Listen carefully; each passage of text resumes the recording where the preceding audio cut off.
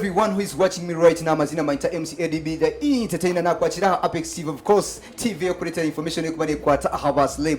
Yes, this time touring game kutiti ya ulijo okufuna information ejione kubane kwa Habas Lab nka Facebook, Twitter, YouTube, Instagram oroko sichigambo Apex TV UG aho no kubana ofunda information ejiona eri kubane kwa Habas Lab. Ni kwa kuleta information yona ebire ho mu wiki, ebire ho mu weekend nyuma kwa hona of course kubikuleta henyini Apex TV. Tusanike nkahi, stanchire a show ya Reggie akola show nungi hari henyine mu Ajip Motel nibinje bintu byakozerwe starting from turn up ekedia yigu munonga kwa abantu babi batakuche expectinga turn up ekaberya higu munonga to be open to you. So at the end of it abantu abembazara wa mbakora ki Rage byona akakora ki akabiha kwebe byona abantu bakije mu namba mpango twargaho performance z'abantu batari bumwe na bumwe abizire nkabasije champion shine mu kiga ba performinga bona baka performinga ki ka China comedians abizireho ka China akaharuko performinga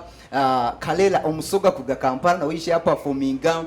Yes, MCs ba Shukran hamwe na MC Kacheche of course bakakola party ya kundwa abantu byomo yasima. Yes, amherwa byona Reggie ya stepping on stage. We are stepping on stage abantu omunamba mpango y'abantu abaye batengiye show baba excited. One dress code ya Reggie ekaba all carry on point.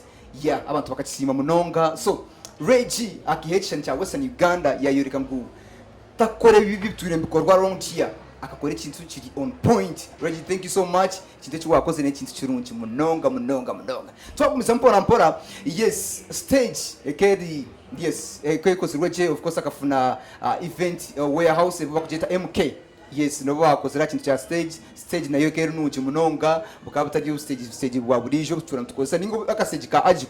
No, stage ekero nungi munonga. So I give you a credit on that. Ni sima abo kintu chiwakoze icyo cyone twamumizamu. Yes, abeshongo zabanda bizire baka performinga an example of Levixon kuga Kampala. Yes, White Benda kuga Kampala nabo bantu bakije ba supportinga Reggie a concert ye. Yes, nanabandi DJ Mase na wakije hapa yakora chi asinka DJ guest DJ zabaye bine bakabine mo Alberto 43 DJ Frayo Masi Pro DJ Masi bona bakije bakora chi baretero mukoro kwabonera munonga bantu mwe bere kije supportinga Reggie ikintu kikaba kiti on point. I think umweshongo zo ndijo yakora concert twongere kumumore ko bahagize nkogo ubutwayorikire Reggie. It was on point. I appreciate nyonka sima na buri umwe nje na sima abarukundo eyimwa yorikire Reggie n'ikintu kirungi kandi ebintu byona bikabiri on point like sponsors nabo bakafuna tables zabo. Yes, abantu bakusinga kwinji bagenda bakore ibintu shanga ngo amherwa byona sponsor tiyafunamu ninga umuntu watamusente wenda tiyafunamu. No, sponsors I think bakafunamu ba showcasing products zabo. An example of AfriCell, it was also on board. Everyone wakuzechi was sponsored nyekintu echi I think akafunamu. Yes, twagira VIP arrangements za VIP like seats and tables. Yes, arrangement ya VIP on point.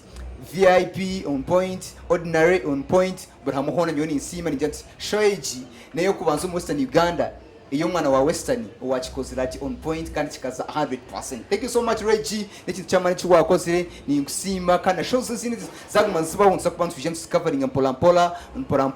Yes, kusukuretera henyine Apex TV ADB the entertainer of course ndo kureta information ejiona erukwata Habas Lab kati bantu zire musikache za kubantu garikana binji mnongo cyo gukora just following game kutiti ya burisho Facebook, Twitter, YouTube, Instagram of course kufuna information ejiona erukwata Habas Lab echigambo Apex TV UG takaje kuwa kwata.